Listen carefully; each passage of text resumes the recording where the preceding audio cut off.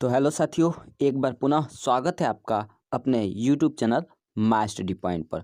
तो साथियों, आज हम करने जा रहे हैं बिहार बोर्ड के कक्षा 10वीं के सामाजिक विज्ञान के विषय अर्थशास्त्र के पहले अध्याय अर्थव्यवस्था के इतिहास का विकास से संबंधित प्रश्नोत्तर। और जैसा कि आप सभी जानते होंगे कि ये इस चैप्टर का पार्ट 2 वीडियो है। अगर आपने पार्ट 1 नहीं देखा है तो लिंक उसका डिस्क्रिप्शन में है, जाइए और प्लीज़ पार्ट 1 को भी देख लीजिए। तो आइए शुरू करते हैं आज इस एक्सरसाइज के पार्ट 2 को। तो पार्ट 2 को स्टार्ट करने से पहले एक रिक्वेस्ट है कि वीडियो को एंड तक जरूर देखें और चैनल पर नए हैं तो प्लीज़ चैनल को सब्सक्राइब करें। तो आज जो हम करने जा रहे हैं वो है दीर्घोत्तरीय प्रश्न, और ये प्रश्न आपके एग्जामिनेशन में लगभग 4 नंबर के पूछे जाते हैं। तो आइए वीडियो को बिना देर किए शुरू करते हैं। तो देखिए, पहला क्वेश्चन है कि अर्थव्यवस्था की संरचना से क्या समझते हैं, इन्हें कितने भागों में बांटा गया है। देखिए, ये बहुत ही इम्पोर्टेंट प्रश्न है एग्जामिनेशन के लिहाज से, और आने वाले एग्जामिनेशन में ये कहीं ना कहीं इम्पोर्टेंट बनता है। तो देखिए, लिखा है इसका आंसर, ध्यान दीजिएगा कि अर्थव्यवस्था की संरचना का मतलब विभिन्न उत्पादन क्षेत्रों में इसके विभाजन से है। कह रहा है कि अर्थव्यवस्था में विभिन्न प्रकार की आर्थिक क्रियाएं अथवा गतिविधियां संपादित की जाती है। ठीक है, जैसे कृषि, उद्योग, व्यापार, बैंकिंग, बीमा, परिवहन, संचार आदि। कह रहा है कि इन क्रियाओं को मोटे तौर पर 3 भागों में बांटा जाता है। यानी कि देखिए, जो भी अर्थव्यवस्था की संरचना होती है या अर्थव्यवस्था में जो भी गतिविधियां होती है उसको मोटे तौर पर 3 भागों में बांटा जाता है। पहला कहलाता है प्राथमिक क्षेत्र, दूसरा होता है द्वितीयक क्षेत्र और तीसरा होता है तृतीयक क्षेत्र। तो आइए सारे को हम बारी बारी से देखेंगे। पहला लिखा है आपका प्राथमिक क्षेत्र। तो दे रहा है कि प्राथमिक क्षेत्र को कृषि क्षेत्र कहा जाता है। इसके अंतर्गत कृषि, पशुपालन, मछली पालन, जंगलों से वस्तुओं को प्राप्त करना जैसी व्यवस्था आती है। ये बहुत ही इजी मेथड है, इसको ध्यान रखना और याद करना। आगे दिया है दूसरा द्वितीयक क्षेत्र। देखिए, जो द्वितीयक क्षेत्र है इसको जो है ना, ये औद्योगिक क्षेत्र कहा जाता है। यानी कि द्वितीयक क्षेत्र को औद्योगिक क्षेत्र कहा जाता है। इसके अंतर्गत खनिज व्यवस्था, निर्माण कार्य, जनोपयोगी सेवाएं जैसे गैस और बिजली आदि के उत्पादन आते हैं। आइए देखते हैं तृतीयक क्षेत्र क्या होता है। तो आपका तृतीयक क्षेत्र लिखा है कि तृतीयक क्षेत्र को सेवा क्षेत्र कहा जाता है। इसके अंतर्गत बैंक एवं बीमा, परिवहन, संचार एवं व्यापार आदि क्रियाएं सम्मिलित होती है। ये क्रियाएं प्राथमिक एवं द्वितीयक क्षेत्र की क्रियाओं को सहायता प्रदान करती है, इसीलिए इसे सेवा क्षेत्र भी कहा जाता है। क्वेश्चन आता है एग्जाम में कि निम्नलिखित में से किस क्षेत्र को सेवा क्षेत्र कहा जाता है। तो ध्यान रखिएगा, जो तृतीयक क्षेत्र होता है वो आपका सेवा क्षेत्र भी कहलाता है।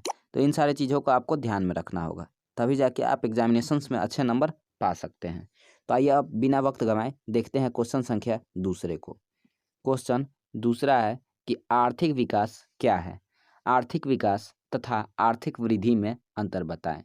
तो इसको ध्यान में रखना होगा कि आर्थिक विकास और आर्थिक वृद्धि होता क्या है। वैसे देखने में तो लग रहा है एक ही शब्द, लेकिन इनमें होता कुछ न कुछ अंतर जरूर है। तो आइए जानेंगे कि आर्थिक विकास और आर्थिक वृद्धि क्या है। तो इसका उत्तर लिखा है कि आर्थिक विकास के अर्थ को समझने के लिए विद्वानों द्वारा की गई परिभाषा को समझना आवश्यक है। देखिए, विद्वानों की परिभाषा क्या है। तो कह रहा है कि आर्थिक विकास की परिभाषा को लेकर अर्थशास्त्रियों में काफ़ी मतभेद है। कह रहा है कि इसकी एक सर्वमान्य परिभाषा नहीं दी गई है। सर्वमान्य का मतलब क्या, कि जिसको सभी लोग मानते हैं वैसी परिभाषा नहीं दी गई है। ठीक है, नहीं दी जा सकती है, परंतु कुछ विद्वानों ने इसकी परिभाषा निम्न रूप में दी है। तो ध्यान दीजिएगा कि आर्थिक विकास की परिभाषा क्या है। तो एक प्रोफेसर हैं जिनका नाम है प्रोफेसर रोस्टो, उनके अनुसार आर्थिक विकास एक और श्रम शक्ति में वृद्धि की दर तथा दूसरी ओर जनसंख्या में वृद्धि के बीच का संबंध है। ये शांति नहीं बल्कि शक्ति है। ध्यान दीजिएगा कि रोस्टोव के अनुसार आर्थिक विकास एक और श्रम शक्ति में वृद्धि की दर, इसको शक्ति बना लीजिएगा। ठीक है, ये शांति नहीं सॉरी, शक्ति है। श्रम शक्ति में वृद्धि की दर तथा दूसरी ओर जनसंख्या में वृद्धि के बीच का संबंध है। अब प्रोफेसर मेयर भी आर्थिक विकास की अलग परिभाषा देते हैं। प्रोफेसर मेयर एवं वाल्डबिन के अनुसार इन्होंने कहा है, प्रोफेसर मेयर और वाल्डबिन ने, कि आर्थिक विकास एक ऐसी प्रक्रिया है जिसके द्वारा दीर्घकालीन में यानी कि लंबे समय में किसी अर्थव्यवस्था का वास्तविक राष्ट्रीय आय में वृद्धि होती है। ध्यान दीजिएगा कि प्रोफेसर मेयर एवं वाल्डबिन ने कहा है कि आर्थिक विकास एक ऐसी प्रक्रिया है कि जिसके द्वारा दीर्घकालीन में किसी अर्थव्यवस्था का वास्तविक राष्ट्रीय आय में वृद्धि होती है। तो कह रहा है कि अतः ध्यान दीजिएगा, इस इन सारे चीज़ों को ध्यान में रखिएगा, ठीक है। और नोटबुक में नोट भी करते चलिएगा, अदरवाइज स्क्रीनशॉट भी लेते आप चल सकते हैं। देखिए अब इसमें लिखा है कि अतः उपरोक्त परिभाषाओं का अध्ययन करने के बाद यह स्पष्ट होता है कि आर्थिक विकास आवश्यक रूप से परिवर्तन की प्रक्रिया है। यानी कि जो आर्थिक विकास है वो एक परिवर्तन की प्रक्रिया है। इससे अर्थव्यवस्था के ढांचे में परिवर्तन होते हैं। इसके चलते प्रति व्यक्ति वास्तविक आय बदलती है तथा आर्थिक विकास के निर्धारक निरंतर बदलते रहते हैं। अब आइए जानते हैं फिर आगे की बातें। देखिए आगे लिखा है, अंतर आर्थिक विकास तथा आर्थिक वृद्धि में कोई अंतर नहीं माना जाता है। मतलब जहाँ तक अर्थशास्त्रियों का कहना है कि आर्थिक विकास और आर्थिक वृद्धि में कोई खास अंतर नहीं माना गया है, दोनों शब्दों को एक दूसरे के स्थान पर प्रयोग किया जाता है, लेकिन इधर अर्थशास्त्रियों द्वारा इन दोनों के बीच में अंतर किया जाने लगा है, ठीक है। अर्थशास्त्री तो भाई अर्थशास्त्री होते हैं, उन्होंने आर्थिक विकास और वृद्धि के बीच में अंतर कर दिया है, लेकिन अगर हिंदी के हिसाब से देखा जाए तो इन दोनों में कोई अंतर नहीं होता है। इनका नाम याद रखिएगा, अक्सर इनके विषय में पूछा जाता है, श्रीमती उर्सुला हिस्क। यानी कि इन्होंने, उर्सुला हिस्क ने अपने विचार दिए हैं।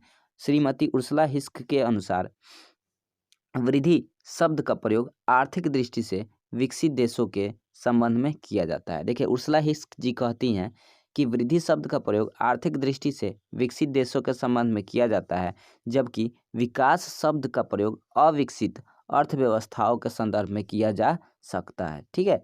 यानी कि ये कहती है ना कि वृद्धि विकसित देशों के लिए, और जो ये विकास है ये अविकसित अर्थव्यवस्थाओं के संदर्भ में किया जाता है। खैर छोड़िए, सबका अपना अपना विचार है। आगे लिख रहा है कि डॉक्टर ब्राइट सिंह ने भी लिखा है कि वृद्धि शब्द का प्रयोग विकसित देशों के लिए किया जा सकता है। अब आइए जानेंगे प्रश्न संख्या अगले को। प्लीज़ वीडियो को स्किप मत करिएगा, नहीं तो आपके 4 नंबर छूट जाएंगे। ये भी बहुत इंपॉर्टेंट क्वेश्चन है कि आर्थिक विकास के माप कुछ सूचकांकों के द्वारा करें। तो अब देखिए आर्थिक विकास के माप के कुछ सूचकांक क्या क्या हो सकते हैं। तो पहला लिखा है आपके कि आर्थिक विकास की माप निम्नलिखित सूचकांकों द्वारा कर सकते हैं। पहला सूचकांक होता है आपका राष्ट्रीय आय। देखिए एग्जाम में क्वेश्चन आता है कि राष्ट्रीय आय से आप क्या समझते हैं, तो यहाँ से ध्यान रखिएगा कि राष्ट्रीय आय को आर्थिक विकास का एक प्रमुख सूचक माना जाता है। यानी कि जो राष्ट्रीय आय होती है वो आर्थिक विकास का एक प्रमुख सूचक होती है। करें किसी देश में एक वर्ष की अवधि में उत्पादित सभी वस्तुओं एवं सेवाओं के मौद्रिक मूल्य के योग को राष्ट्रीय आय कहा जाता है। ध्यान से देखिएगा, कह रहा है कि किसी देश में एक वर्ष की अवधि में उत्पादित सभी वस्तुओं एवं सेवाओं के मौद्रिक मूल्य के योग को राष्ट्रीय आय कहा जाता है। कह रहा है कि सामान्य तौर पर जिस देश की राष्ट्रीय आय अधिक होती है वह देश विकसित कहलाता है, और जिस देश की राष्ट्रीय आय कम होती है वह देश अविकसित कहलाता है। अब देखिए, अब जानेंगे कि प्रति व्यक्ति आय क्या होती है। यहाँ से आपका 2 नंबर का क्वेश्चन भी बन सकता है। राष्ट्रीय आय ये अक्सर पूछा जाता है। इसके बाद फिर प्रति व्यक्ति आय, ये भी एग्जामिनेशंस में पूछे जाते हैं कि प्रति व्यक्ति आय क्या होता है। तो प्रति व्यक्ति आय कह रहा है कि आर्थिक विकास की माप करने के लिए प्रति व्यक्ति आय को सबसे उचित सूचकांक माना जाता है। ध्यान दीजिएगा, कह रहा है कि आर्थिक विकास की माप करने के लिए प्रति व्यक्ति आय को सबसे उचित सूचकांक माना जाता है। कह रहा है कि प्रति व्यक्ति आय देश में रहते हुए व्यक्तियों की औसत आय होती है। राष्ट्रीय आय को देश की कुल जनसंख्या से भाग देने पर जो भागफल आता है, ध्यान दीजिएगा, वही राष्ट्रीय आय कहा जाता है। याद रखिएगा, ये प्रति व्यक्ति आय हर साल एग्जामिनेशंस में पूछा ही जाता है कि प्रति व्यक्ति आय क्या होती है। तो याद रखिएगा कि राष्ट्रीय आय को, समझिएगा क्वेश्चन को ध्यान से, कि जो राष्ट्रीय आय होती है वो राष्ट्रीय आय को देश की कुल जनसंख्या से भाग देने पर जो भागफल आता है वो राष्ट्रीय आय कहा जाता है। वह प्रति व्यक्ति आय कहलाता है। फार्मूले के रूप में प्रति व्यक्ति आय। अगर आपको प्रति व्यक्ति आय ज्ञात करना है तो सबसे पहले आप राष्ट्रीय आय से कुल जनसंख्या में भाग दे दीजिए, तो आपको प्रति व्यक्ति आय ज्ञात हो जाएगी। यानी कि प्रति व्यक्ति आय बराबर राष्ट्रीय आय बटा में देश की कुल जनसंख्या। अब आइए बढ़ते हैं क्वेश्चन संख्या 4, और ये भी बहुत ही इम्पोर्टेंट क्वेश्चन है कि बिहार के आर्थिक पिछड़ेपन के क्या कारण है। बिहार के पिछड़ेपन को दूर करने के लिए कुछ उपाय बतावे। तो ध्यान दीजिएगा, लिख रहा है कि बिहार के आर्थिक पिछड़ेपन के निम्नलिखित कारण हैं। कृषि पर निर्भरता, सीधी सीधी बात है कि बिहार में उद्योग है नहीं, तो बिहार के बहुत लोग कृषि पर आश्रित होते हैं। देखिए लिख रहा है कि कृषि पर निर्भरता, कह रहा है कि कृषि पर निर्भरता, बिहार की अर्थव्यवस्था पूरी तरह कृषि पर आधारित है। यहाँ की अधिकांश जनता कृषि पर ही निर्भर है, लेकिन हमारी कृषि की भी हालात ठीक नहीं है। हमारी कृषि काफ़ी पिछड़ी हुई है, इसके चलते उपज कम होती है। आइए देखते हैं इसका दूसरा टॉपिक। दूसरा है औद्योगिक पिछड़ापन। अब देखिए बिहार के पिछड़ेपन की दूसरी दशा यह है कि किसी भी देश या राज्य के लिए उद्योगों का विकास जरूरी होता है, लेकिन बिहार में औद्योगिक विकास कुछ दिखता ही नहीं। यहाँ के सभी खनिज क्षेत्र एवं बड़े उद्योग तथा प्रतिष्ठित अभियांत्रिकी संस्थाएं सभी झारखंड में चले गए। जैसे कल भी हमने चर्चा किया था कि जब बिहार का झारखंड से अलगाव हुआ तो मैक्सिमम जो अच्छी अच्छी चीज़ें थी, जो औद्योगिक चीज़ें थी, जो प्रतिष्ठित अभियांत्रिकी थी, वो चले गए झारखंड में। तब से जो है बिहार पिछड़ गया। इस कारण बिहार में कार्यशील औद्योगिक इकाइयाँ की संख्या नगण्य ही रह गई है। अब देखिए इसका तीसरा जो मुख्य कारण है वो यह है कि बाढ़। कह रहा है कि बाढ़ तथा सूखे से क्षति। कह रहा है कि बाढ़ तथा सूखे से क्षति बिहार में खासकर नेपाल में जल से बाढ़ आती है। हर साल कम से कम अधिक बाढ़ का आना बिहार में तय है। पिछले साल 2008 में, यानी कि जब पुस्तक छपी थी, ये उस समय की घटना है।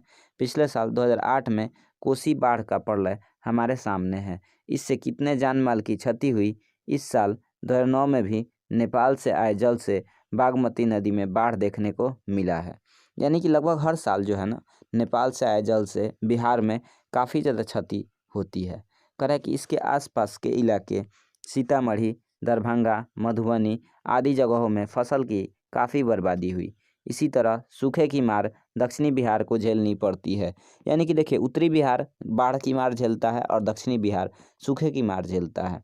ये दोनों मतलब कि किसी न किसी समस्याओं से उलझे ही रहते हैं। कह रहा है कि इससे हमारे किसानों की अकाल जैसी स्थिति का सामना करना पड़ता है। इस तरह अपना बिहार बाढ़ तथा सूखा के चपेट में एक साथ रहता है। अब देखिए मतलब इन सारी चीज़ों को आपको ध्यान में रखना होगा। अब देखिए चौथा दिया है आपका कि आधारिक संरचना का अभाव। कह रहा है किसी भी देश या राज्य के विकास के लिए आधारिक संरचना का होना जरूरी है, लेकिन बिहार इस मामले में पीछे है। राज्य में सड़क, बिजली एवं सिंचाई का अभाव है। साथ ही शिक्षा एवं स्वास्थ्य सुविधाएं भी कम है। इस वजह से भी बिहार में पिछड़ेपन की स्थिति कायम है। तो आई होप कि आपको ये वीडियो बहुत ही ज़्यादा पसंद आया होगा। अगर पसंद आया है तो प्लीज़ इसको सब कर दीजिए, लाइक शेयर, ठीक है, सब कर दीजिए और दोस्तों में ज़्यादा से ज़्यादा फैला दीजिए ताकि लॉकडाउन के वजह से घर पे बैठे हुए विद्यार्थियों को फ़ायदा हो सके। तब तक के लिए मिलते हैं फिर नेक्स्ट वीडियो में नेक्स्ट चैप्टर के साथ। तब तक के लिए अपना ख्याल रखें और घर पर सुरक्षित रहें।